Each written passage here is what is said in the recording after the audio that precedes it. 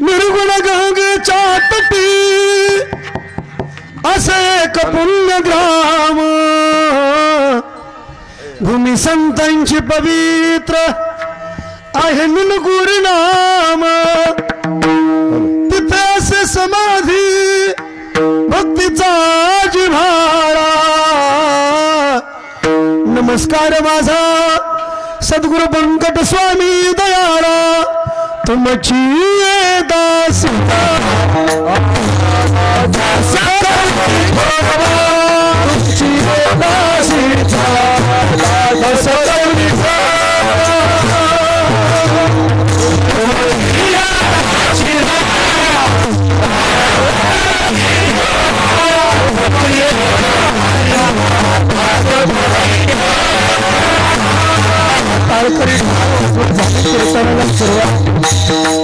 मागे बसलेले पुढे बसलेले टप्प्यावरचे वट्टावरचे हात जोडून विनंती करतो कीर्तन ताली वाजवाय काटकसर करू नका मायबाप काय तोड नियोजन केलेला का उपायाने बस सुवर्ण पुढचं गेल्या वर्षी फार पडलं आणि यंदाचं हे 51 वर्ष भगवान श्री पंढरी रायाच्या पार पडत असणाऱ्या महोत्सवामध्ये गावकऱ्यांनी काही काटकसर ठेवली नाही धागा घातली नाही काटकसर नाही अगदी स्वर्गात त्या इंद्राला लाजवेल असं ऐश्वर्य होत नाही काही काटकसर नाही फक्त टाळी वाजवाय काटकसर करू नका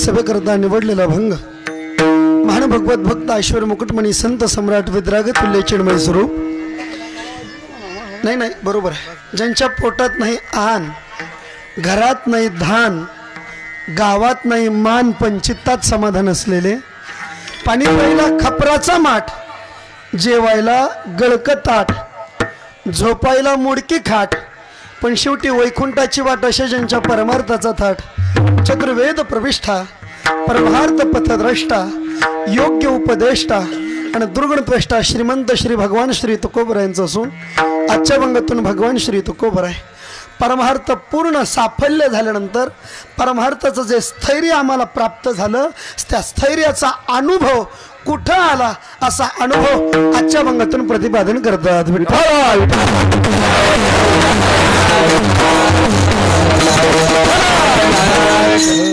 सेवेला सुरुवात करण्यापूर्वी अल्पसा परिहार द्यायचा तो असा आपल्या सर्वांचं श्रद्धास्थान कारण करुणावरून आले भगवान श्री पंढरीश पांडुरंग परमात्म्याच्या असीम आघात कृपेद्वारा आणि आपल्या सर्वांचं श्रद्धास्थान वैकुंठवासी हरिभक्तीपरायण संभाजी बाबा भोंडवे महाराज त्याचबरोबर हरिभक्तीपरायण वैकुंठवासी किसन महाराज सुडके बाबा त्याचबरोबर आपल्या सर्वांचं श्रद्धास्थान हरिभक्तीपरायण प्रकाश महाराज जंजिरे आणि हरिभक्तीपरायण बबन महाराज कदम यांच्या कुशल अशा मार्गदर्शनाखाली आणि समस्त ग्रामस्थ मंडळ बारडगाव दगडी या गावातील सर्व गावकरी मंडळी भजनी मंडळी तरुण मंडळी सर्व श्रोते मंडळी सर्व महिला भजनी मंडळ सर्व पुरुष भजनी मंडळ आणि सर्व गाते श्रोते पाहते चतुर्विनोदी दुश्चिंते स्वहंभावी पूर्ण ज्ञाते अशा सर्व समाजांच्या कुशल अशा नेतृत्वातून पार पडत असलेला भक्तिउत्सव मजल दर मजल करत करत यंदा 51व्या वर्षापर्यंत इवलेसे रूप लावी येले द्वारी त्याचा वेलू गेला गगनावर या पदापर्यंत पोचत मला वाटतं यंदाच्या या 51व्या वर्षातील मला वाटतं आजच्या 5व्या दिवसाची सेवा समस्त ग्रामस्थ मंडळी बारडगावकर यांच्या वतीनं माझ्या वाट्याला आलेली आहे. कोणाची नावं घेत बसत नाही, कारण की वेळ थोडाच माझ्या हाताला दिलेला आहे. जेवढा वेळ आहे तेवढ्याच वेळात तो का म्हणे घडी घडीने साधावी. यामध्ये सर्वांच्या चरणी ओझळ माथा टेकवतो आणि अगदी धावत्या वेळात अभंगाच्या पदापदाचं चिंतन करण्याला प्रवृत्त होतो. मस्तक माझा पाया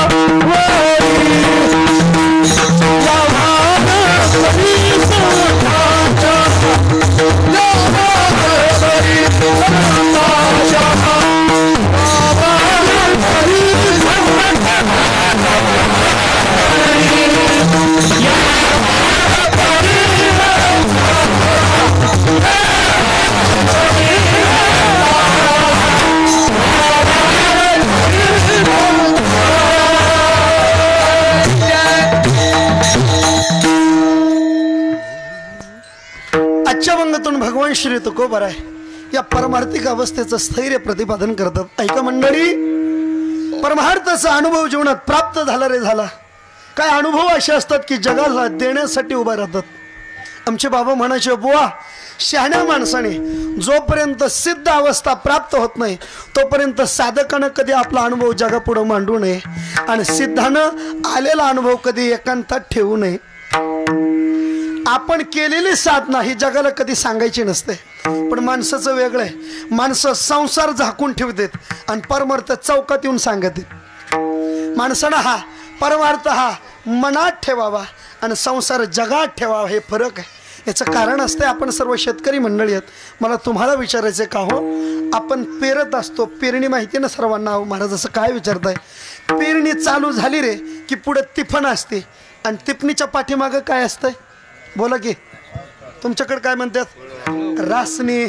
रासनीच ना, रासनी माग असते पुढं तिफण असते. मला सांगा तिफणीनं काय करायचं असतंय, पेरायचं असतंय, रासनीनं झाकायचं असतंय. मला तुम्हाला विचारायचंय, झाकल्यावर खोल जातं का न झाकताच खोल जातं, झाकल्यावर खोल जातं. मला तुम्हाला विचारायचंय, जे पेरलंय ते उगवायसाठी पेरलंय का खोल जाण्यासाठी पेरलंय, बोला की उगवायसाठी.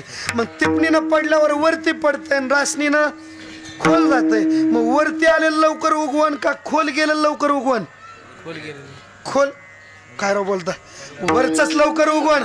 पण फरक आहे ऐका, जर ते रासनीनं झाकलं नाही, जे लवकर उगवतंय त्याला ऊन का लवकर लागलं का सोसत नाही. मग शहाणा शेतकरी नुसता पेरीत नाही, पेरणीच्या माग रासनी धरतो का, त्याच्यात जोम आला पाहिजे, त्याच्यात ताकद वाढली पाहिजे. ते सगळ्याला डावलून वरती आलं का मग पुन्हा कशाला किती मोठा पाऊस आला का ते भेट नाही.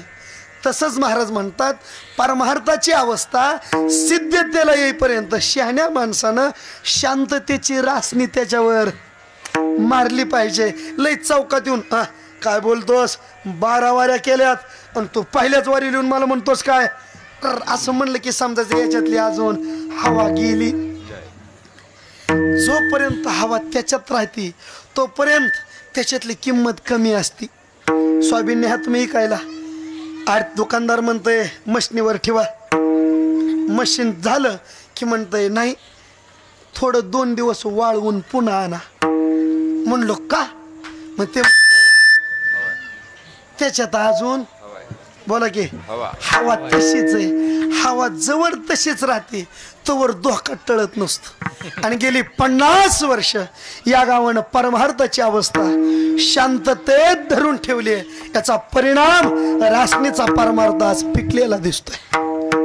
ही सर्व मंडळी काय लेकरापासून लहान विद्यार्थ्यापासून ते मोठ्यापर्यंत ही सर्व मंडळी दिसत आहेत ना, ही पिकलेल्या अवस्थेची आहेत. आणि 51 वर्ष चालले. आमचे बाबा म्हणायचे, बुवा संसाराच्या परिक्षेत्रात जसं वय वाढण तशी माणसाची किंमत कमी होत जाते आणि परमार्थामध्ये जसं वय वाढल तशी त्याची किंमत सोपं करू कळेल. असं मला तुम्हाला असं विचारायचंय, मला तुम्ही सगळे सांगा, गावात कोणाला मोठं म्हणायचं, ज्याच्याकडं चालायला सुद्धा पायात चप्पल नाही तो मोठा, का निदान चांगला जगून 2 व्हीलर चालवतोय तो मोठा, बोला की आता. ज्याच्याकडे 2 व्हीलर आहे तो मोठा. आता खरं सांगा, नुसता 2 व्हीलर वाला मोठा का बंगला बांधून चांगला जगतोय तो मोठा, बोला की बंगल्यावाला. बरं बंगल्यावाला मोठा का त्याच्या दारात 4 व्हीलर आहे तो मोठा? बंगला बांधून 4 व्हीलर आहे तो मग 4 व्हीलर मध्ये पद्धत आहे. मला सांगा इर्टिगावाला मोठा का स्कॉर्पिओवाला मोठा? बोला की आता सोपं सोपं. स्कॉर्पिओवाला. बरं स्कॉर्पिओवाला मोठा का आता इनोवाला मोठा? बोला की सोपं हे सगळं. इनोवाला मोठा. आता अजून खरं सांगा इनोवाला मोठा का फॉर्च्युनरवाला मोठा? आता बस आता किती लांब न्यायचं.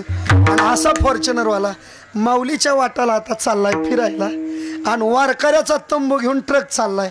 आता खरं सांगा माऊलीच्या वाटाला फिरायला जाणारा फॉर्च्युनरवाला मोठा का वारकऱ्याचा तंबू घेऊन चाललाय तो ट्रकवाला मोठा? बोला की ट्रकवाला मोठा. अजून सोपं करू ट्रक मध्ये बसून चालला तो मोठा का माग सोहळ्यात चालतो जगताप महाराज तो मोठा? सोहळ्यात चालतो. चालण्यात फरक असतो. काही दिंडीत चलत येत काही दिंडी सोडून पुढे चलत. आता खरं सांगा दिंडीत चलतो तो मोठा का दिंडी सोडून पुढे चलतो तो मोठा? बोला की म्हणजे तुम्हाला पटतंय ना हे सगळं. दिंडीत चालणारा मोठा. मग दिंडीत चालण्यात पद्धत असते. काही भजन म्हणीत चलते काही गप्पाहानीत चलत. आता खरं सांगा गप्पाहानीत चलतो म्हणतो तो मोठा का भजन म्हणीत चालला तो मोठा? भजन म्हणत चालला तो मोठा. भजन म्हणण्यात पद्धत आहे राहुल महाराज. काही माणसं देवासाठी भजन म्हणतात काही माणसं अंग चुरून भजन म्हणतात. खरं सांगा अंग चुरून म्हणतो तो मोठा का देवासाठी म्हणीत चालला तो मोठा? अंग चुरून म्हणजे कळतं का गाव जवळ आलं की माईक हातात घेणार. गाव गेलं की म्हणणार तुमचं तुम्ही म्हणा. ह्याला म्हणायचं अंग चुरून भजन म्हणणार. आता खरं सांगा देवासाठी म्हणतो तो मोठा. देवासाठी म्हणण्यात पद्धत आहे. काही पायात चप्पल घालून भजन म्हणतात आणि काही बिना चपलीचं भजन म्हणतात. आता खरं सांगा देवाच्या वाटाला चप्पल घालून भजन म्हणतो तो मोठा का बिना चपलीचं भजन म्हणत चाललाय तो मोठा? बिना चप्पलचा. संसाराचा प्रवास बिना चपलीनं चालू झाला पण संसाराच्या क्षेत्रानं मोठे पण फॉर्च्युनरवाल्याला दिलं. पण पारमार्थिक अवस्थेमध्ये फॉर्च्युनरवाला वाटाने चालला पण फॉर्च्युनरवाला मोठा नाही तर ज्याच्या पायात चप्पल नाही पण भाव शुद्ध आहे तो देवाच्या दारात सगळ्यात मोठा आहे. आणि गेली बारडगावकरांनी 50 वर्ष शुद्ध भाव धारण करून एवढं कर्तृत्व चालवलंय. म्हणून महाराजांचे शब्द आहेत शुद्ध ज्याचा भाव झाला दुरी नाही देव त्याला. आणि असा अवस्थेचा अनुभव महाराज म्हणतात स्थैर्यानं आम्ही प्राप्त केला. मग महाराज कोणता अनुभव आहे? अनुभवाच्या 4 चौकट्यात ऐका. एक अनुभव नाही पण सांगता येतो. दुसरी गोष्ट अनुभव आहे पण सांगता येत नाही. तिसरी गोष्ट अनुभवही नाही आणि सांगता येत नाही. चौथी गोष्ट आहे अनुभव सुद्धा आहे आणि सांगता सुद्धा येत आहे. पहिली गोष्ट आहे अनुभव नाही पण सांगता येतंय. सोपं करू लय असं बोर होऊन बसू नका. सोपं सांगू लय ताण घेऊ नका. वारीतून चालत आला आजारी पडला डॉक्टरकडे गेला. डॉक्टरकडे गेले डॉक्टरची प्रोसेस आहे. ते म्हणतं या बसा उठा झोपा घ्या श्वास घेतला सोडा सोडला करा डोळे मोठे काढा जीभ बाहेर लावली बॅटरी हु उलतं हो पालत ओटा बसा. बसलं विचारतय काय होतंय सांगा. महातपूत काय कबड्डी खेळत होता होई तू विचारतय का नाही. मग एकच डॉक्टर बघितला काही न करता ट्रीटमेंट करतो एकच जनावराचा. त्याने कधी कोणाला विचारलं का काल काय खाल्लं? अजिबात नाही. आला एकच. पण त्या डॉक्टरकडे गेल्यानंतर डॉक्टर आपलं एक प्रिस्क्रिप्शन लिहून देतात. लिहून द्यावर गोळ्याची काय नावं असतील ती लिहून दिली का मग डॉक्टरला आपल्याला ते गोळ्या घ्यायला सांगतात. मला तुम्हाला साधं विचारायचं मला सांगा ज्या गोळ्या डॉक्टरने लिहून दिल्यात त्या सगळ्या गोळ्या डॉक्टरने खाल्ल्यात का? नाहीत. परंतु आपल्याला सांगितलं का नाही या क्रियेला म्हणा अनुभव नाही पण सांगता येते. दुसरी गोष्ट आहे अनुभव आहे पण सांगता येत नाही. म्हणजे कसं सोपं करू लय ताण घेऊ नका. सोपं सांगतो. फक्त कीर्तन म्हणजे रेडीमेड कपड्याचं दुकान असतंय. कोणाचं माप घेऊन कपडा ठेवलेला नसतो आबा पण कोणाला कोणाला तरी फिट बसतो. म्हणून फक्त एवढं सांगतो ऐका. कोर्टात ज्यावेळेस केसचा शेवटची पद्धत असते आणि निकाल लागत नाही त्यावेळेस वकील प्रश्नाची उत्तरं हो किंवा नाही एवढ्या याच्यात विचारतो. उत्तर हो किंवा नाही मध्ये द्यायचं. मी तुम्हाला विचारतो, काय राग नाही न्यायचं तुम्हाला? विचारल्यावर राग येईन का? आणि आला तरी काय करता? सोपं आहे. मला फक्त सोपं विचारायचं, फक्त उत्तर हो किंवा नाही मध्ये द्यायचं. मला फक्त सांगा, तुम्हाला तुमच्या बायकोनं हाणायचं सोडून दिलंय का? हो किंवा नाही? नाही. ज्यार ती नाही त्यार ती अजून हानते की नाही? हो म्हणावतं आतापर्यंत हानीत होती. याला म्हणायचं शेवटचं होतं. या क्रियेला म्हणा मग बायकोनं हाणलेला अनुभव आहे का नाही? मग असलेला अनुभव जगा पुढे सांगता येतो का? याला म्हणायचं अनुभव आहे पण सांगता येत नाही. तिसरी गोष्ट आहे, अनुभव सुद्धा नाही आणि सांगता सुद्धा येत नाही. याला म्हणा आपल्याकडे व्यावहारिक भाषेत विष पेल्याचा अनुभव. एखादा विष पेलं तर सांगता येईल का? का विष पेलं मरत लगेच. कशाला सांगायला राहील का? अनुभव सुद्धा नाही आणि सांगता सुद्धा येत नाही. शेवटची क्रिया आहे, अनुभव सुद्धा आहे आणि सांगता सुद्धा येतं. याला पारमार्थिक अवस्थेचा अनुभव म्हणा. आणि असा अनुभव महाराजांना आल्यानंतर जगापुढे व्यक्त होत असताना आलेला अनुभव सांगतात का? अनुभव सुद्धा आहे आणि जगाला सुद्धा सांगतात. सेवितो हर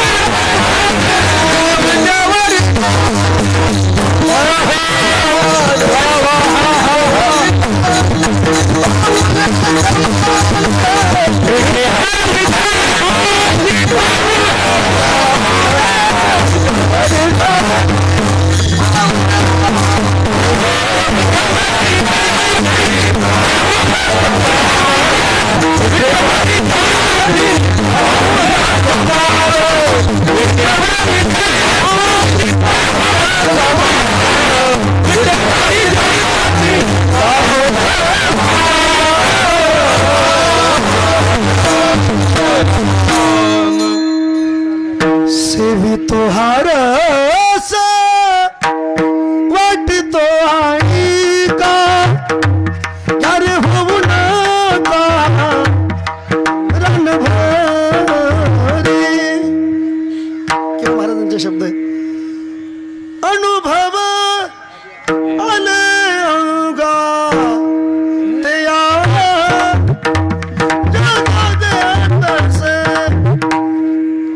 आलेला अनुभव तू काय म्हणे चाखोणी सांगे मज अनुभव आहे अंगे.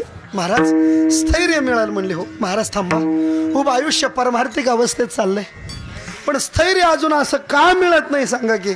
महाराज म्हणतात त्याचं कारण आहे, आलेला अनुभव असा सिद्धाच्या मुखातून ऐकलेला पाहिजे. नाही तर आपल्याकडे एक बारीक आहे बघा, एखादी चूक घडली तर घरात सुद्धा माणसं समजून सांगतात आणि पारावर सुद्धा मोठी माणसं समजून सांगतात. पण घरात किती समजून सांगितलं तरी ते ऐकत नाही. पारावरचं माणूस दोनच शब्दात सांगते पण गप्प ऐकावं लागतंय का? याचं कारण आहे, घरात सांगितलेलं वचन हे मोकळ्या तोंडातून बाहेर आलेलं आहे आणि पारावर सांगितलेलं वचन हे सिद्धाच्या तोंडून आलेलं आहे. सिद्धातून ऐकलं रे ऐकलं का जीवनात फरक पडत असतो. सोपं करू कळलंच. पोरग बोर्डिंगला शिकायला होतं. बोर्डिंग तर कळती ना, बोर्डिंग मधली सुट्टी, आज जसा सुट्टीचा दिवस, मोठा सण आहे आज. सगळ्या नागांना दूध पाजायला जावं लागतं म्हणजे वारुळाला. आजचा मोठा सण आहे. तसा सण बघितला आणि पोरग बोर्डिंगला होत. त्याच गावात मावशी राहत होती. म्हणलं आज सणा दिवशी मावशीकडे जेवायला जाऊ. का म्हणले मोठी माणसं म्हणायची माय माराव पण मावशी जागाव. आईच्या माग मावशीत जीव लावायलाय. मावशीकडे चालला पण मावशीचं दुकान होतं कोळशाच. कोळसा माहितीये ना, कोळसा. नेमकी दुकानावर मावशी होती आणि तिकडून बहिणीचं पोरग बघितल्यावर मावशी उठली आणि त्याची माया करायला उठली. तिनं नेमकंच कोळशाचं गिराईक दिलं होतं. कोळसा हाताला लागल्यामुळं हात काळा झाला होता आणि पोरग बघितल्या बरोबर मावशी उठली आणि पोराची माया केली. माया केल्याबरोबर तोंड कसं झालं असेल बोला की, काळ झालं. त्यानं आरसा बिरसा काही बघितलं नाही. म्हणला मावशे जेवायला येतोच, ताटतवर तयार कर, मी पुढच्या गल्लीतून येतो. काय म्हणले सत्तारबाईचं अत्तराचं दुकान आहे, अत्तराची बाटली घेऊन येतो, पुन्हा काही येणं होणार नाही. गेला, विचारलं का हो कुठला अत्तर आलंय का चाचा. चाचा म्हणला एक आहे सोन चाफ्याचा आलंय. तो नेमका भरत होता. भरता भरता कसा सुगंध आहे, हात लावाय गेला आणि बाटली पडली खाली, सांडली. चाच्याला राग आला. कसं बस सांडाय ओंजळ लावत होता. त्या राग काय डोकं धरतच नव्हतं. जे हात भरले होते अत्तरानं, त्याचा अत्तराचे हात चाच्यानं त्या बाळ्याची कॉलर धरली. इतकाच निभार ठोका दिला. ठोका दिल्याबरोबर दृष्टांत संपला. मला तुम्हाला विचारायचं, मावशीनं हात लावला तो ठोका टाकायला का माया करायला? बोला की, माया करायला. आणि चाच्यानं हात लावला ते ठोका टाकाय का माया कराय? ठोका टाकायला. पण मावशीनं माया करायला हात लावला. माया करायला जरी हात लावला तरी तोंड काळं करून गेला. आणि चाच्यानं ठोका टाकायला हात लावला. महिनाभर शर्टाचा वास जात नव्हता. का बरं? कारण एवढंच आहे, कोळशाचं दुकान जीवाचं आहे आणि जीवाचा ठोका बसला की तोंडच काळं होतंय. पण साधूचा ठोका लागला रे लागला, लागताना कडवटे पण आयुष्य सुगंधी बनून जात. महाराज असा सुगंधी ठोका आयुष्यात साधू म्हणले हो. महाराज मग आम्हाला सुद्धा हे परमार्थिक स्थैर्य उपभोगायचे. परमार्थामध्ये आडफटायला कोण कारण आहे बरं आमच्याकडं? महाराज म्हणले एकच जात आहे, त्या जातीचं नाव आहे मन. बारीक बोलतो ह्या मना इतकं चांगलं कोणी नाही, आणि लय बारीक बघितलं तर ह्या मना इतकं बिलिंदर सुद्धा दुसरं कोण नाही. ह्याचा गुण सुद्धा तितकाच चांगला आहे. आणि ह्यानं का काटा काढायचा ठरीला का ह्याचा अवगुण सुद्धा तितकाच वाईट. माणूस बोलत असता मी जवळ चांगलाय तवर लय चांगलाय, पण आपण का कोणाच्या अर्ध्यात वाट्यात नसताना कोण पाय घातला काटा काढल्याशी माग सरत नाही. जसं माणसाचं बोल नाही तसं ह्या मनाचं दुकान आहे. हे जवळ चांगलंय तवर लय चांगलंय, पण ह्यानं का आडफाटा घातला भले भले भेट मागायला होते. का म्हणले मनच असं आहे का? जुने म्हणत होते राजा बोले आणि दल आले. तसा या इंद्रियात मन नावाचं इंद्रिय ही राजा आहे. मनु राजा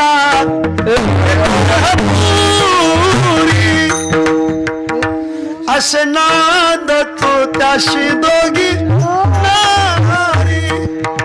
वाचा पंचदशी तिसरं प्रकरण. मनोदशेंद्रियाध्यक्ष हृत्पद्म गोलके स्थितम. सगळ्या इंद्रियाचा राजा हा मन आहे. सकळ या इंद्रिया माझी प्रधान कोण तर मन आहे. आणि मन आहे जिकडं पळण मागच्याला तिकडं पळावं लागतंय. नाही पुढचा जसा करेन तसाच मागचा पळतो. कसं? सोपं उदाहरण देऊ. एकदा भजन करा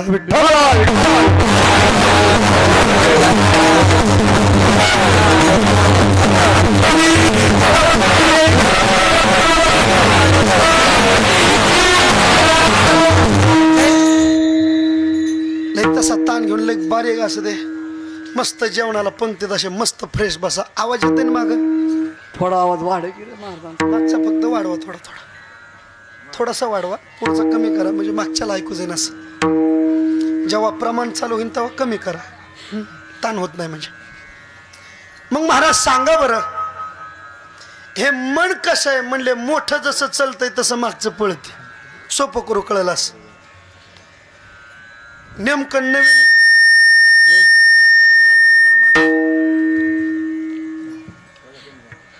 ह्याचा कमी करा नाही तर हा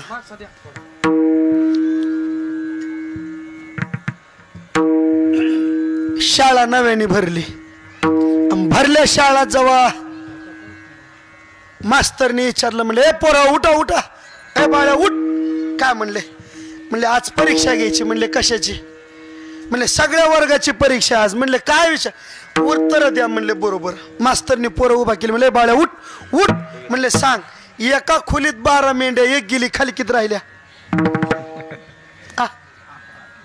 11 बरोबर आहे 11 अख्ख्या वर्गाने उत्तर दिलं मास्तर म्हणले बरोबर शिकवायचं चालू केलं पण त्या वर्गात एक माठ्या नावाचं पोरग होतं मागच्या कोपऱ्यात बसलेलं शिकवायचं चालू केलं त्याने हातवरी केला म्हणला मास्तर मी सांगू का मास्तर म्हणले माठ्या कशाला उगाच सांगून टाइमपास करतो का माठ्या म्हणजे जुन्या इष्टीचा कंडक्टर होता त्या वर्गाचा जुन्या इष्टीत बसायचं म्हणलं का अधिक माग कंडक्टर कडे जायचं लागायचं तिकीट काढायचं आणि मग पुढे बसायचं तसा त्या माठ्या त्या वर्गाचा कंडक्टरच 3 मास्तर शिकू शिकू रिटायर झाले पण माठ्या कधी 9वीतून 10वीत गेलाच नाही त्याच्यामुळे तिथून पुढे आबा घडलंच असं कुठला मास्तर वर्गात आला आधी माठ्याच्या पाया पडायचा आणि मग शिकवाय चालू करायचं आणि त्या माठ्याने हातवर केला म्हणला मास्तर मी सांगू का मास्तर म्हणले माठ्या कशाला टाइम घेतो 8 वाजल्यानं नाही म्हणले मास्तर मला सांगायचंय म्हणले माठ्या ऐक एका खोलीत 12 मेंढ्या एक गेली खाली किती राहिल्या म्हणला काहीच नाही ए माठ्या अरे ऐक ना तुला विचारतोय एका खोलीत 12 मेंढ्या एक गेली खाली किती राहिल्या म्हणला काहीच नाही म्हणला कस काय म्हणला मेंढ्याची जातच अशी एक निघली की या क्रियेला म्हणा मोठा गेला की मागचा माग चलत राहतो तसं मन जिकडं पळल तिकडं मागचा पळत असतो हे कळत नसल तो सोपा अजून सांगतो तुकोबरायच्या भाषेत तुकोबराय म्हणतात पुढचा जसा पळन तसा मागचा चलतो मन जसं चलन तसं निंदिला निंदावे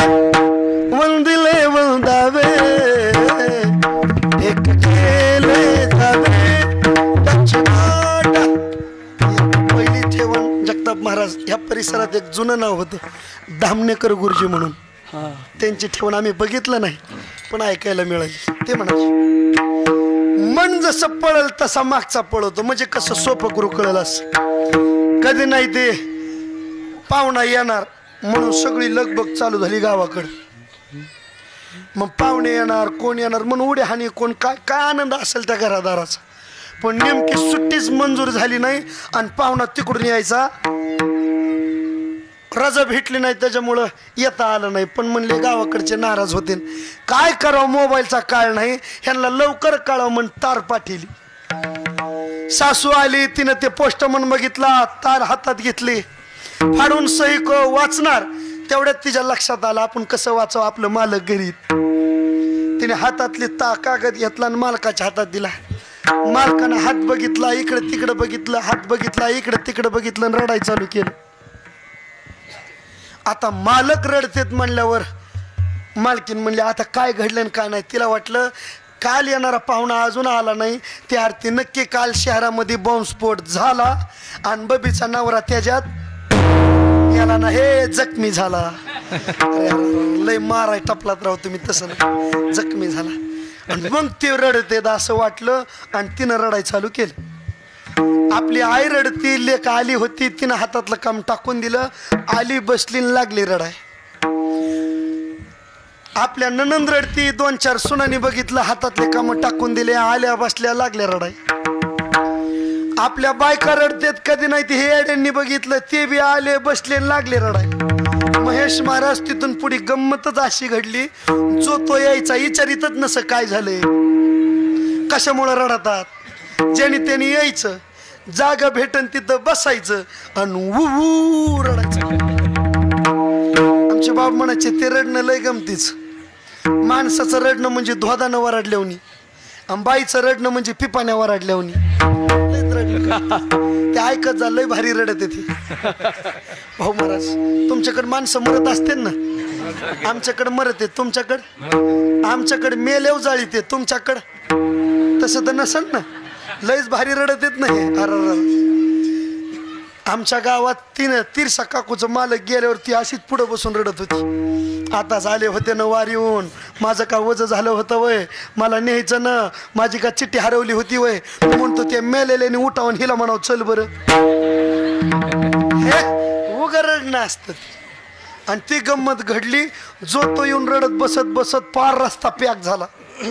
मग रस्त्यावर ट्रॅफिक जाम झालं, काय एवढी गर्दी झाली. मग हवालदार जे रस्त्यावर रडत होतं का त्याला विचारलं, हे का रडता. ते म्हणलं ती पुढची रडतेत म्हणा, आम्ही रडतो.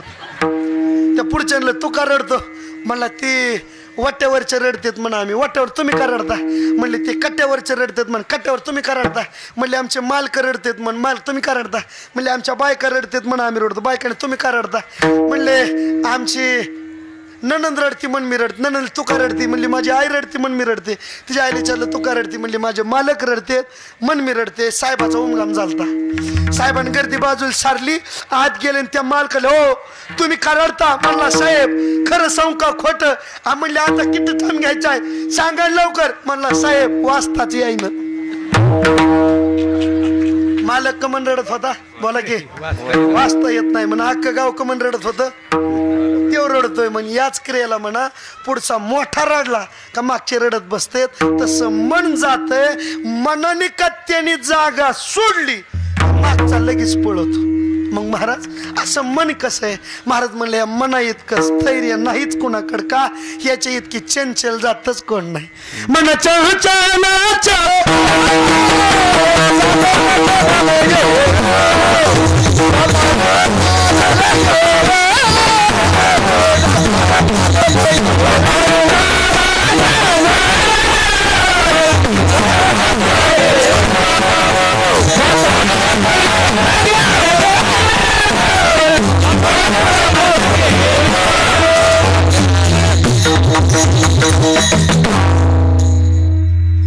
मन चंचल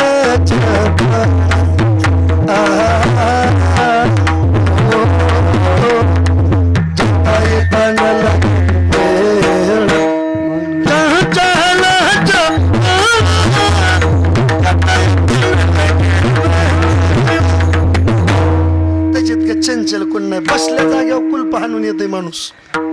हिथं बसलंय पण म्हणतंय नागपंचमी आज आणि अजून जेवायचंय, कुलूप लावलं होतं पण अजून एक खिंजाळ हाणला असता बरं झालं असतं. मन बसतंय हिथं पण दसका तिकडचा हंत. तसं महाराज म्हणले, बसलं तरी मन एका जागेवर गप बसत नाही.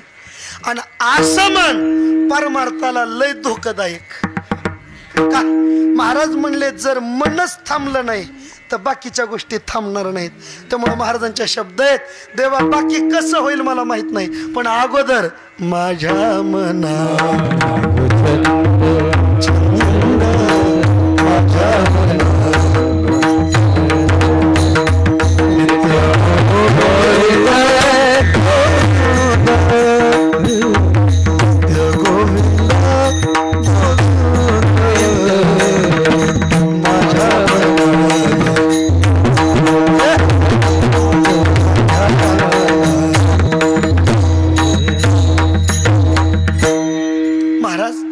हे मन महाराज म्हणले मन जर स्थिर नसताना मागे गेलं तर मुकावं लागतंय मुकावं लागतंय मनोमार्गे गेला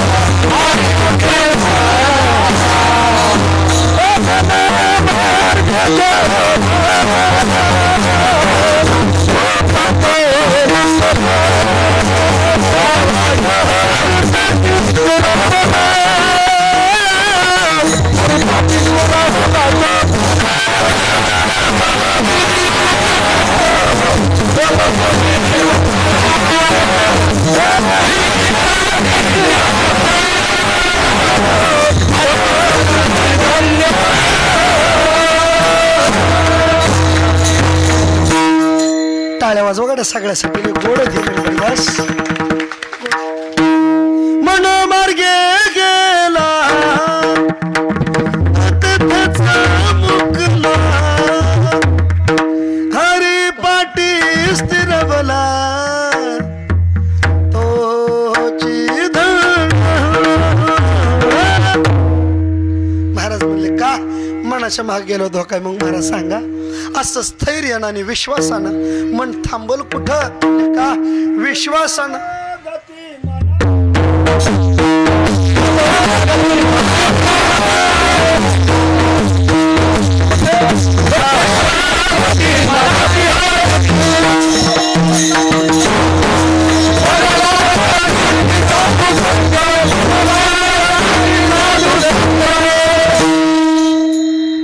सोनार की एक लोहार की गती अधोगती मनाची युक्ती परी होय मन लावा एकांती साधू संगी मन बाहेर फिरल पण एक जात अशी एक ठिकाण असं तिथं गेलं मन पळत नाही महाराज का बरं म्हणले विश्वासानं सांगू शकतो मी विश्वास कधी निर्माण होतो महाराज म्हणले विश्वास श्रद्धा आणि भाव एकत्र आला की निर्माण होतो त्याचं नाव विश्वास पण महाराज म्हणले अलीकडे विश्वास राहिलाच नाही कस काय सोपं करू कळेलच हे पंचमी आज आहे ना तशीच पंचमीला नेमकी मुलगी माहेराला गेली आणि दुसऱ्या दिवशी फोन केला म्हणले मालक कुठं आहेत म्हणला घरीच आहे कुठं जाऊ का म्हणले पाऊस पडलाय रानात जात आहे ना घरीच आहे म्हणले विश्वासच नाही मग करू काय म्हणला विश्वास बसाय म्हणले घरात जा म्हणला घरातच आहे किचन मध्ये जा गेलो म्हणले किचन मध्ये मिक्सर चालू करा म्हणे गिर्र आहेत घरीच आहेत घरीच 5-6 दिवस तिने रोज तेवढा टपू सकाळ संध्याकाळ दुपार मिक्सर चालू करा गुरु आहेत 7-8 दिवसांनी माहेरवून आली पोरगा असं दारात खेळत होत बाळ्या पप्पा कुठे बाळ्या म्हणला आय काय सांगते पप्पाच तू ज्या दिवशी गेली त्याच्या दुसऱ्या दिवशी पप्पा मिक्सर कुठे आजचा विश्वास पण महाराज म्हणले आम्ही बांधिलकीनं हात हृदयाला ठेवून विश्वासानं सांगू शकतो मन बाहेर पडत पण एक जागा अशी आहे जिथं गेल्यानंतर मनाला स्थैर्य लाभलं असं कुठलं हो महाराज म्हणले अनुभव आलेला महाराज जगापुढे व्यक्त करतात भंगाचं पहिलं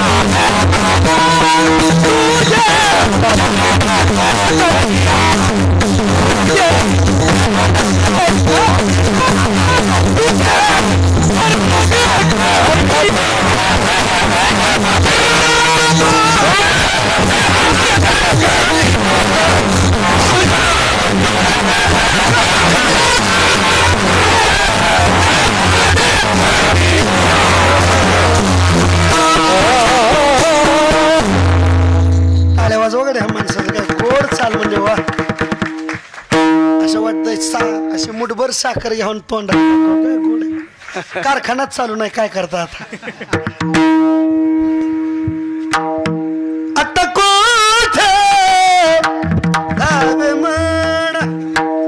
महाराज म्हणले मनाला जागा एक आहे अणोबरायच्या भाषेत देखील तुमचे चरण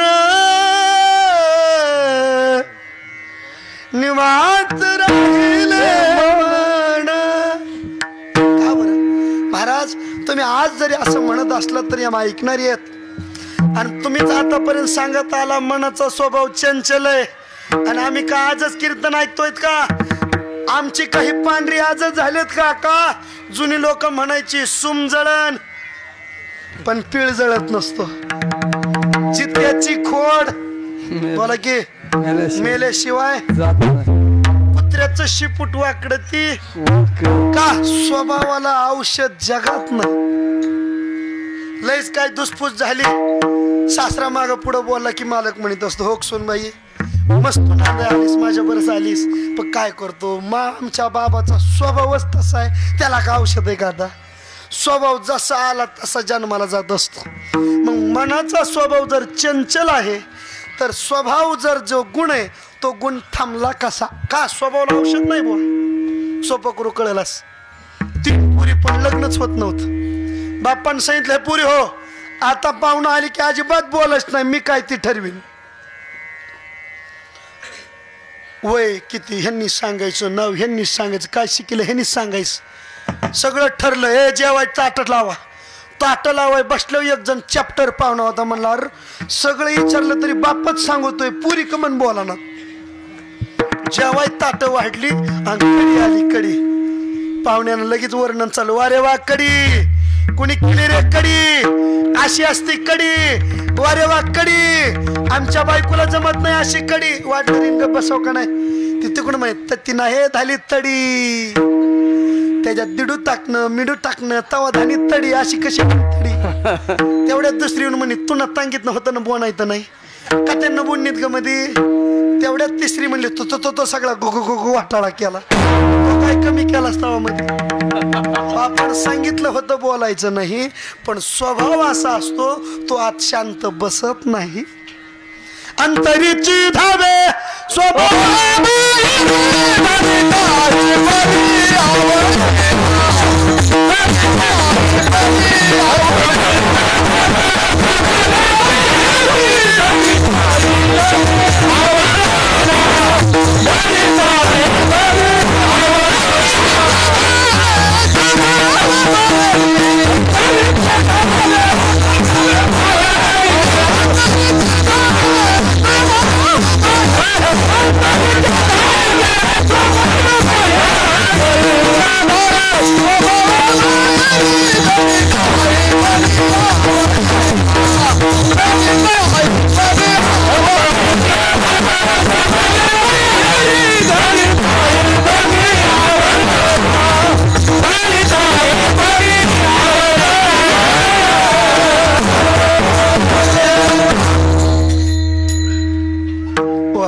अंतरीची धावे स्वभाव गप बसत नाही बाहेरच पडतो हे कळत नसेल तर सोपं सांगू आज जसा सण आहे ना तसा सण होता आणि सणाला जिल्हाधिकारी साहेबाची गल्ली कलेक्टरचं नवं लग्न झालं तर भिकारणीच्या पुरी बरं कसं काय झालं तर कीर्तन झालं विचारा मग सांगन आता कशाला सांगू एवढ्या गर्दीत लग्न झाल्यावर गल्ली अशी फुल भरली ना आजच्या सणाला मग बायाला हौस असते भेटल्या का ते आजच असतं का नाही आजच असते सक्रुबा खेळत असते ना का उद्या असते नाही आपल्याकडे काय कळत नाही म्हणून विचारतो मी तुम्ही त्या सक्रुबाला आलो जिद्दी विचारायला लागली हो नाव घ्या की साहेब नाव घ्या की ती भिकारीची पोरगी पण नाव घ्या की म्हणली की मग ती म्हणली खरंच घेऊ काय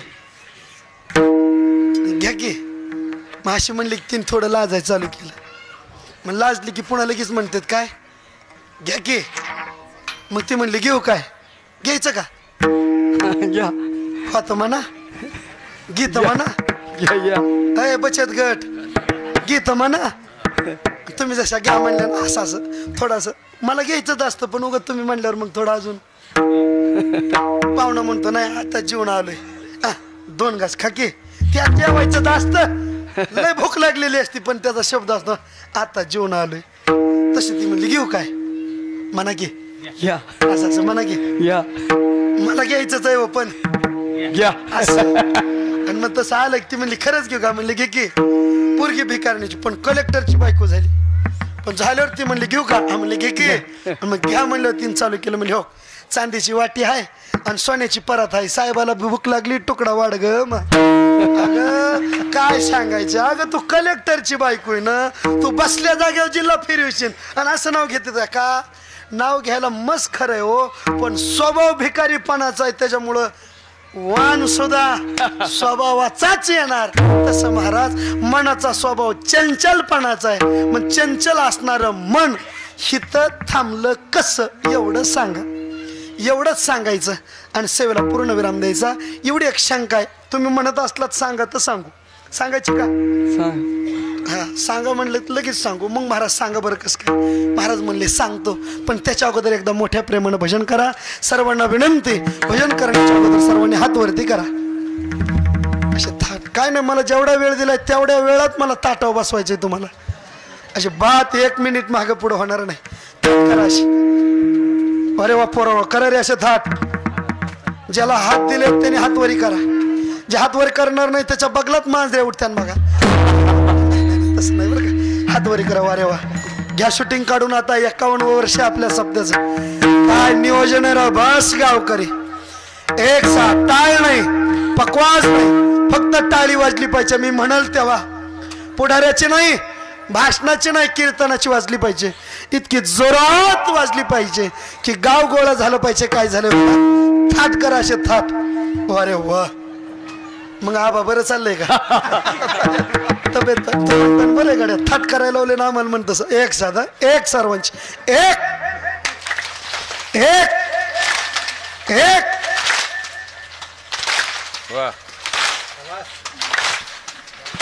लावा ताकद.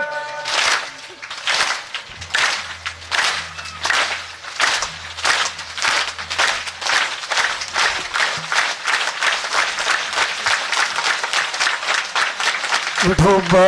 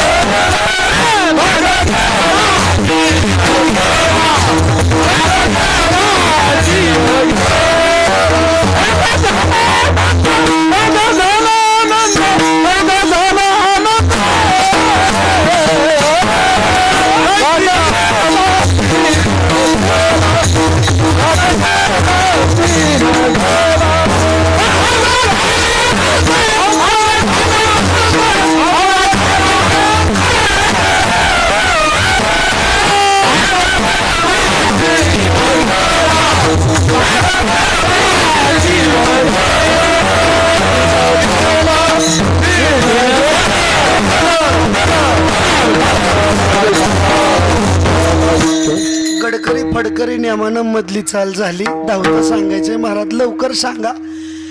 स्वभावात जर बदल होत नसेल तर झाला कसा? महाराजांचे शब्द आहेत, स्वभावात बदल होत नाही असं कधी घडत नाही. स्वभावात नेहमी बदल होतो. वेदांताचा नियम आहे, स्वरूपात बदल होत नसतो, स्वभावात होतो. कसं काय सोपं करू? परंतु मला सगळे सांगा, पाणी जर उतारावर ओतलं तर पाणी कुठं पळन? बोला की. उतारानेच खालाला धावे पाणी. भ्रमर पुष्पाची घाणी. जसं पाणी वतन तसं पळत.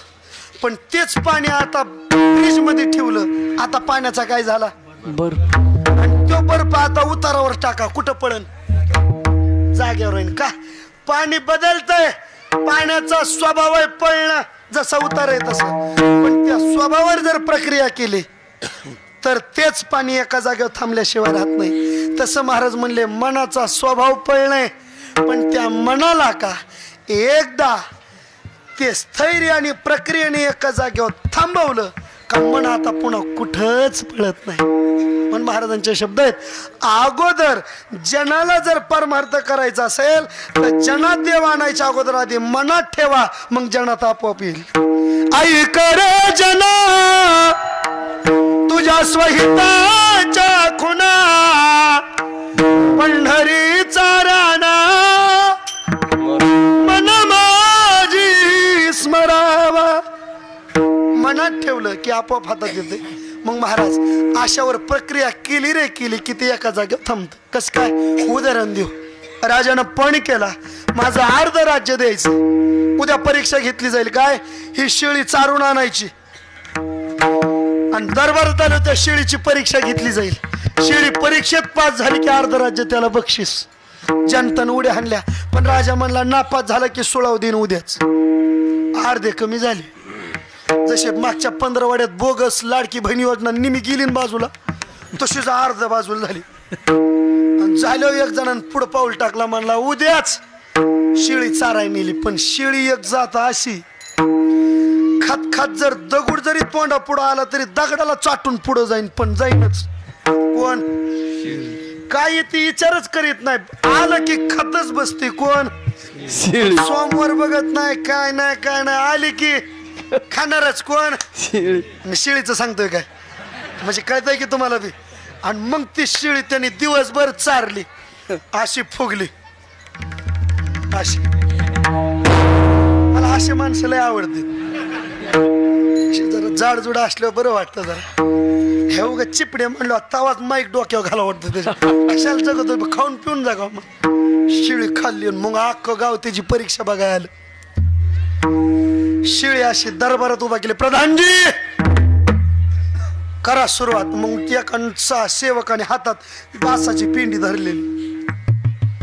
पिंडी शिळ पुढे दाखवली. इळभर चरली का नाही शेळी, पण पिंडी दाखवल्याबरोबर तर पळतच आली शेंडा खोडा. शेंडा खोडला कीच म्हणला द्या सोळा ह्याला. तेवढ्यात दुसरा म्हणला अशी परीक्षा आहे उद्याच. दुसऱ्या दिवशी त्याने शेळी नेली चारली नाही, मोकळ्या माळ रानात नेली. आणि अशी पिंडी गावताची धरायचा, आणि नुसती पिंडीला तोंड लावा आला की नाकावून निभार. चारली नाही, नुसतं कान हाणलं. कोणाचं? इळवर कान हाणलं, नुसतं कान. बैलाचा व्यापारी असला की त्यांना चांगलं माहिती असतं. बैल उलसा जरी फुसकारला, नुसतं कान हाणायचं. किती बैल डुसणे हाणणारा असू दे, गारच होतय. बरोबर आहे का नाही?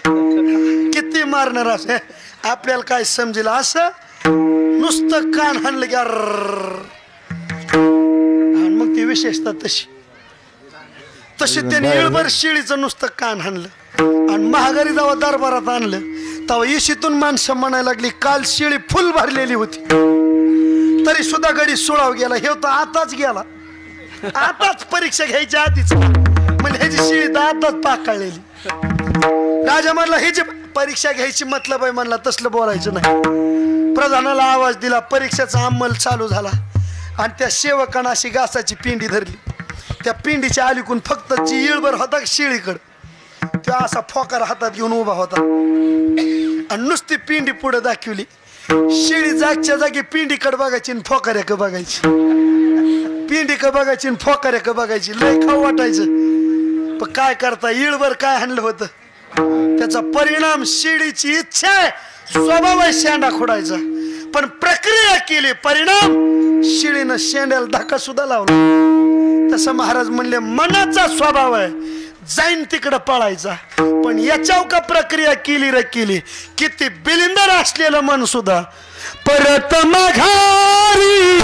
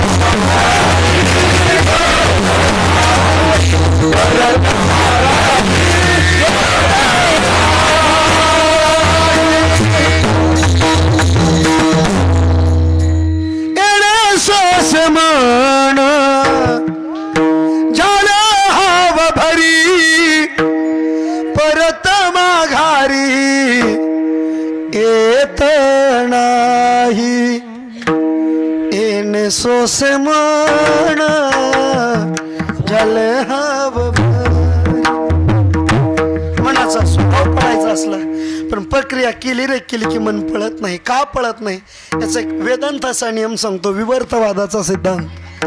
कुठल्याही कार्याची धाव ही त्याच्या कारणाकडे असते. आपल्या भाषेत सोपं सांगू का, बाप तसा कुंभार तसा, गाय तशी मेक आणि आई तशी लेक. हा यावर आहे. लेक नांदाय जाऊ द्या आणि सासू म्हणते का त्या पुरी माईनं हे शिकलं का पुरीचा वाण ही आईवर गेलेला असतो. आणि पोरग चौकात धिंगाणा घालू द्या, कोण दाम टाळलं की म्हातारा माणूस म्हणतंय त्याच्या कुठं नादी लागला, त्याचा बाप त्याच्यापेक्षा दुपटीने इपिदार होता. का पोराचा वाण हा बापावर गेलेला असतो. आणि जिकडून आलं ते तिकडेच पळत असतंय, लय यावर लांब नाही जात. तसं महाराज म्हणले मन आहे ना, मन हे सांसारिक क्षेत्रात थांबत नाही. याचं कारण आहे संसार क्षेत्रातून ते आलंच नाही. 5वा अध्याय विभूती योगात देवाचे शब्द आहेत. इंद्रियामध्ये जे मन आहे ती मन ही माझी विभूती, आणि जर ते माझं असेल तर ते तिकडच जात आहे. महाराजाचे शब्द आहेत. याला जर जवळ धरून स्थैर्य मिळायचं असेल तर तो मन हे मीची करी माझे भजनी प्रीत धरी सर्वत्र नमस्कारी मज एकाते. का जिची काढचं असतं ती तिकडेच पळतंय. कस काय सोपं उदाहरण देऊ, एकदा भजन करा. विठ्ठला विठ्ठल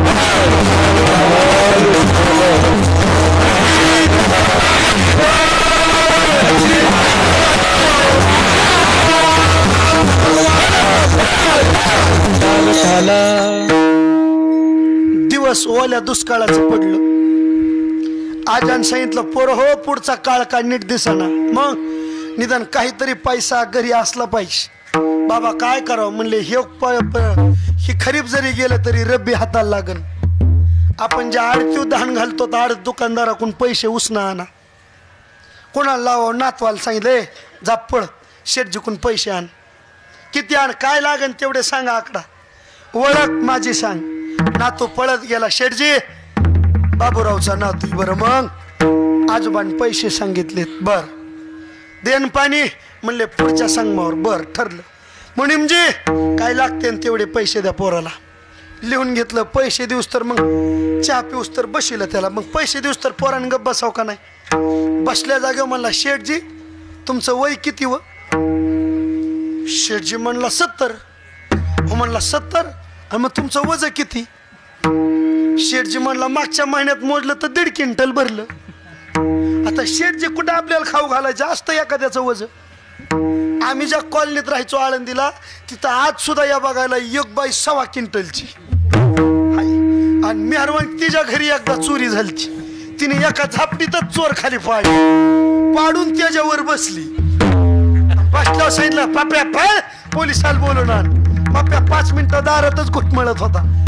आई म्हणले पप्या जाणं. म्हणलं आई चप्पलच सापडा नाही. चोर खालून म्हणला माझी घालून जा पण लवकर.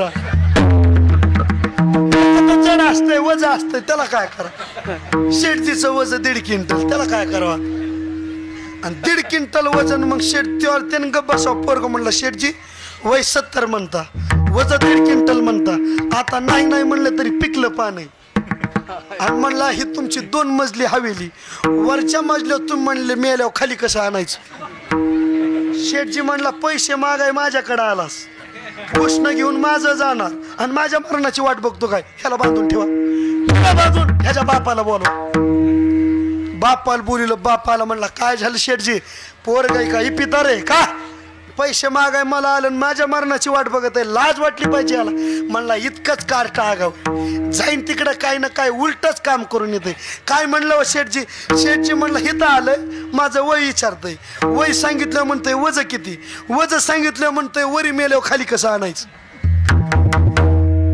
लाज वाटली पाहिजे पोरग इतकं जिपितारे म्हणला मूळ नक्षत्राव जन्माला आले शांतीच केली नाही तोपासून इतकंच आडमुठपणा करत जाईन तिकडं उफारटीच कामं करून महागारी येते किती सांगितलं तरी सुईचं काही नाहीच जाईन तिकडं उलटच आहे लाज वाटली पाहिजे शेठची कुठं कमाराना कसा आणायचा खाली याला काय करायचंय कसा आणायचं मग सोपं आहे ना काय करायचं कसं मग जिना पाडायचा आणि खाली फेकायचा बरं आहे करा म्हणला पोराला आवरा गेला तू ह्याच्या पुढचा निघला ह्याला बांधून ठेवा ह्याच्या आजाला बोलवा म्हणला आजाला बोलवा म्हणलं बरोबर मुनिमान नोकर पाठवला आजा काठी टिकवीत आला काय झालं शेठजी अरे लेकर आहेत का भूत आहेत अरे म्हणलं एक म्हणतंय वज किती वय सांगितलं म्हणतंय वज किती वज सांगितलं म्हणतंय मेल्यावर वरी मेल्यावर खाली कसं आणायचं दुसरं म्हणतंय जिना पाडायचं आणि खाली आणायचं असली लेकर असतात म्हणला ही लेकरात लय निवळ गैरहाजरीतली ब्रह्मदेव अक्कल वाटीत होता तेव्हा कुठं गेली ती माझी मलाच कळना आकलीचाच पत्ते नाही जाईन तिकडे उफारटीच काम आहेत पोराला म्हणलं तर हे नातू म्हणतंय खाली कसं आणायचं शियाला म्हणलं तर ही म्हणतंय वर्ण जिना पाडायचं आणि खाली फेकायचं लाजा वाटले पाहिजेत म्हणला दोन्ही लेकर आहेत पण कवा नीट संसार ह्यांच्या चैन झाला नाही जाईन तिकडे उलटीच कामं करून आलेत लाजा वाटले पाहिजेत शेठजी का बारीक माणूस आहे का जर तालुक्याला मोठ्या शहरात एक हवेली एक बंगला आहे बारीक माणूस आहे का तो एक म्हणतंय खाली कसं आणायचं आणि एक म्हणतंय जिना पाडून फेकायचा लाजा वाटले पाहिजेत एक मोठा बंगला आहे ना खाली फेकायचा आणि खाली आणूस तर ज्या बंगल्यात मरण तोच बंगला पेटवायचा कसा माझा दृष्टांत याच कारण आहे नातवाचा गुन्हा नाही का नातवात गुण बापातला आलाय तो नातवाकडे बापाचा गुन्हा नाही जसा आज आहे तसा याला म्हणायचं कुठल्याही कार्याची धाव कारणाकडे असते आणि तसं महाराज म्हणले हे मन आहे ना मन ह्या मनाचं कारण हा देव आहे आणि संसारीच्या परिक्षेत्रात कुठंच थांबत नाही ते थांबलं तर एकाच जागेवर थांबतं त्याचं नाव आहे देवाचे चरण आणि म्हणून महाराज आत्मविश्वासानं प्रौढी करून बोलतात महाराज म्हणतात माझं मन इथंच थांबलं आणि तुमचं सुद्धा इथंच थांबणार आहे का या मनाचं कारण एकमेव हा आहे त्यामुळे या मनाची अवस्था आहे हे कुठंच थांबत नाही पण इथं थांबतंय मन रंगल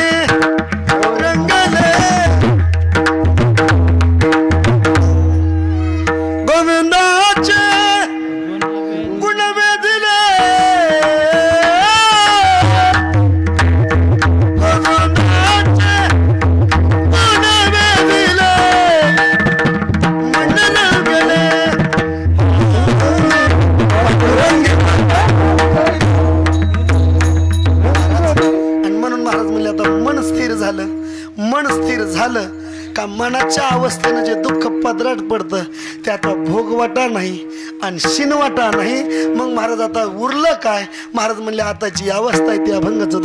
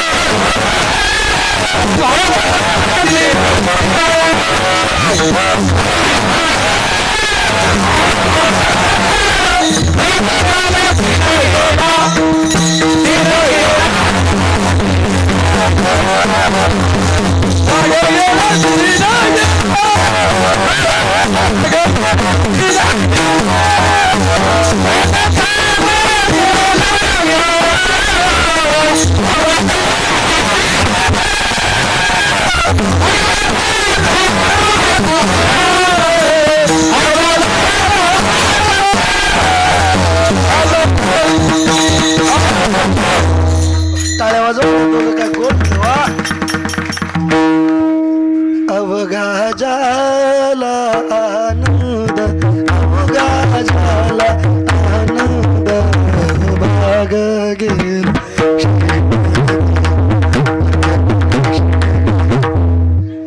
महाराज आता हे सगळं गेलं म्हणजे हो, स्थिरता आली का शिनवाटा नाही, दुःख नाही.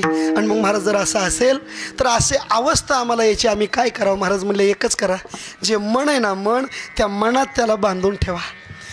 ते दुसरीकडे कुठं राहत नाही आणि ते सुद्धा दुसरीकडे कुठं बसत नाही. आतापर्यंत सगळ्या संत मांदियाळानं आपल्याला सांगितलं. जनाबाई होती महाराज आपल्यासारखीच होती, साधी सुधी नाही हो.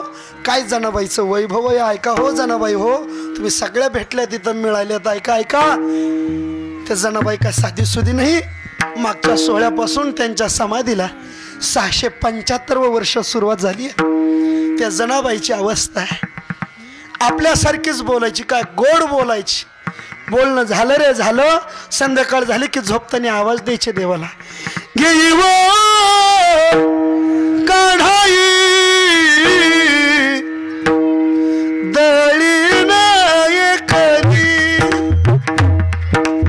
आवाज दिल्यावर देव येऊन दळू लागायचा. सकाळ झाली की आपल्यासारखेच कामधंदे गावऱ्या थापायचे. सगळं झालं गावऱ्या चोरल्या की आपल्यासारखीच भांडत बसायची. भांडता भांडता गावऱ्या मागं पुढं झाल्या की बाई घेऊन जायची, पण पुन्हा शिव्या देवाला बसायच्या. पण देव इतका विशेष होता, जनाबाई शिव्या द्यायला लागला की देव तिथं येऊन म्हणायचा, जणे काय गोड शिव्या देतीस ग जणे, अजून 2 दे ग शिव्या.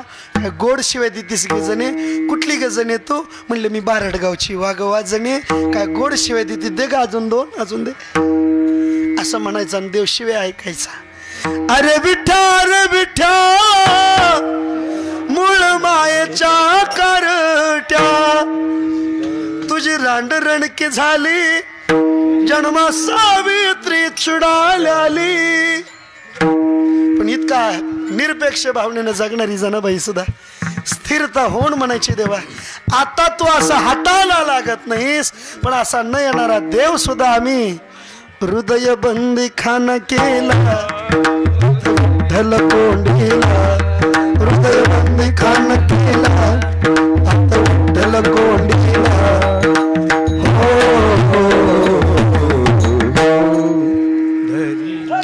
हे जनाबाई म्हणा ना धरीला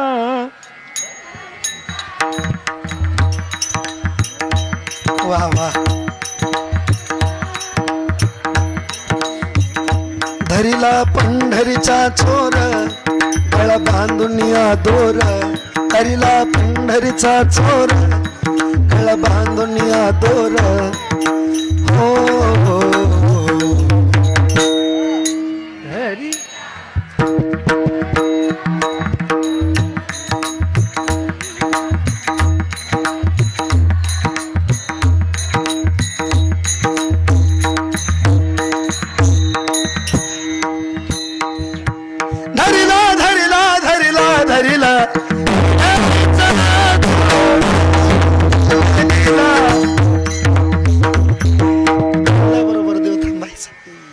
विनंती करतो तुम्हाला, खूप चांगलं जगतो आपण.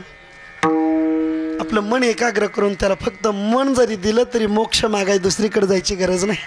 नाथ महाराजांचे शब्द आहेत, नुसतं घर बसल्या मनापुढं पंढरपूर आणायचं डोळ्यापुढं आणि मनानं म्हणायचं नुसतं पंढरपूरला जाईन, एवढं म्हणलं तरी मोक्ष. सहजची जाईन म्हणती पंढरपुरा, मुक्ती सायुजता धावती साईरा. नुसतं म्हणलं तरी. आमचा गडावरचा बाबूराव म्हणला महाराज डोळं लावून बसतो पण पंढरपूरच येत नाही डोळ्यापुढं. म्हणलं मग म्हणला पप्याची आई डोळ्यापुढं उभा राहते. पण मनापुढं उभं राहिलं काय हो महाराज त्या पंढरीत. असं मनात ठासून म्हणलं रे म्हणलं भेटतं. काय सांगू का, मी पुढं म्हणतो तुम्ही मागं म्हणतान का, ले गोड आवाज आहेत तुमचे म्हणतान का, ए लाडकी बहीण योजना म्हणतान का. झालं आता जायचंय आपल्याला, 3 मिनिटं शिल्लक आहेत भाऊ महाराज म्हणतान का. मी पुढं म्हणतो, म्हणू का. मनात भरली पंढरी जाईन म्हणते माहेरी, विठुरायाच्या दरबारी बाई नाचत नाचत.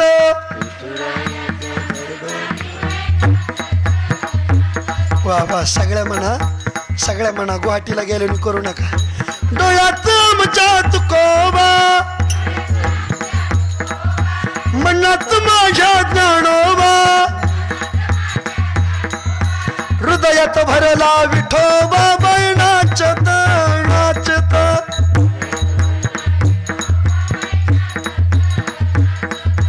मनात भरली पंढरी जाईन म्हणते माहेरी, विठुरायाच्या दरबारी बाई नाचत नाचत.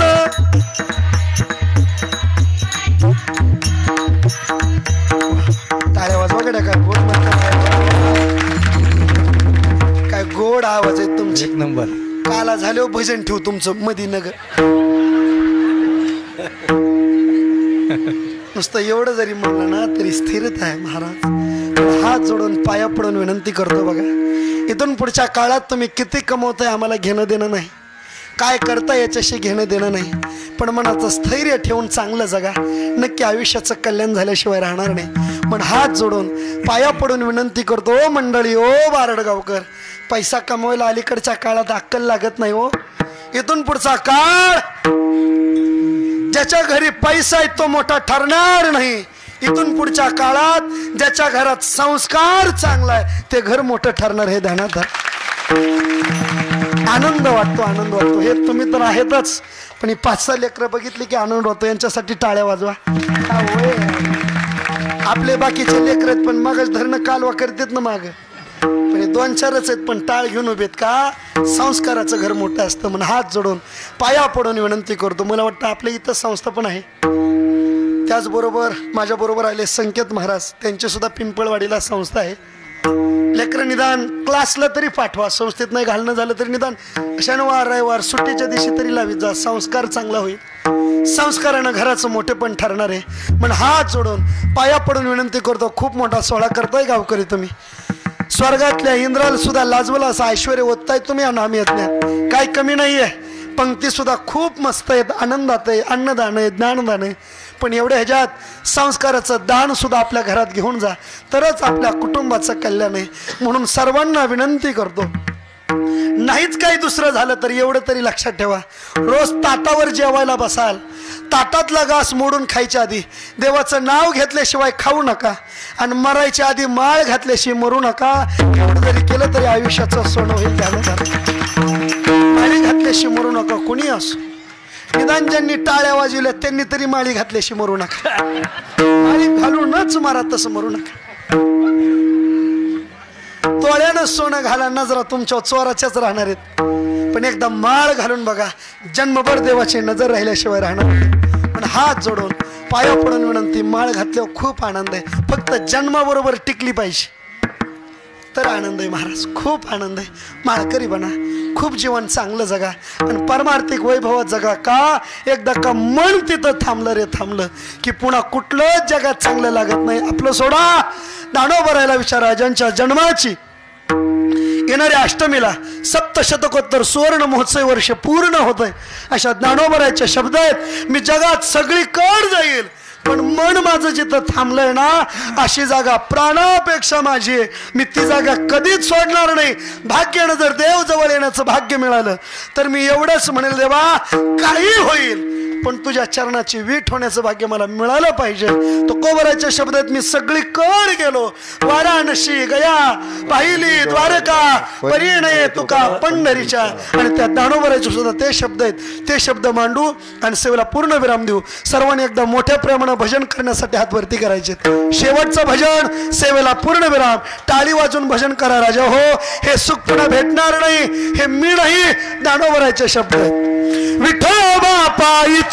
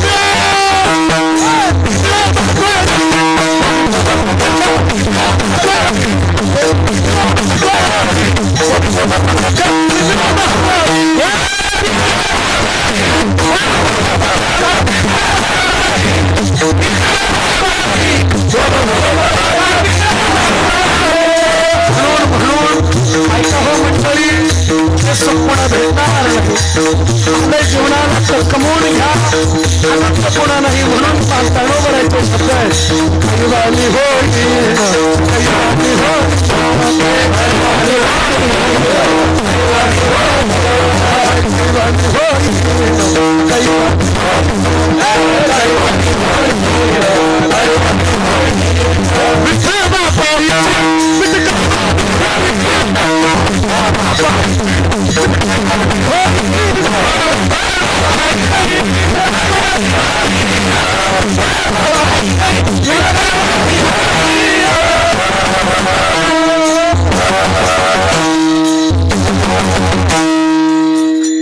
एवढं सुख आणि आनंद आहे कमवायला पार मारतात या खूप सोहळा मोठा करताय या सोहळ्याला कोणाची नजर लागू नये म्हणून एक शेवटची विनंती करतो एवढा सोहळा आपला उत्सवात आणि नियमात पार पडावं म्हणून आपल्या प्रत्येक वेळोवेळी सहकार्य करणाऱ्या सर्व तरुण मंडळीसाठी एकदा जोरदार टाळ्या वाजवा वाढण्यापासून ते सगळे काम यांच्या शिरावर आहेत म्हणून एवढं समजून घ्या पुन्हा हे सुख नाहीये म्हणून ज्ञानोबरायचे शब्द आहेत हाय झुमका ते आपलं विठोबा पायची विठ कैवामी होईन पुन्हा भेटणार नाही म्हणून विनंती करतो हे सेवत राहा एवढी प्रामाणिक सद्भावना आणि झालेली सेवा त्या परंपरेनं टाळकरी म्हणून जगण्याचं भाग्य दिलं ते सीतारामगडाच्या चरणी अर्पण करतो पण विनंती पुन्हा पुन्हा करतो मन स्थिर ठेवायचं असेल ताटातला घास मोडून खायच्या आधी देवाचं नाव घेतल्याशिवाय खाऊ नका आणि मरायच्या आधी माळ घातल्याशिवाय मरू ना एवढं जरी केलं तरी जीवन एवढं ऐका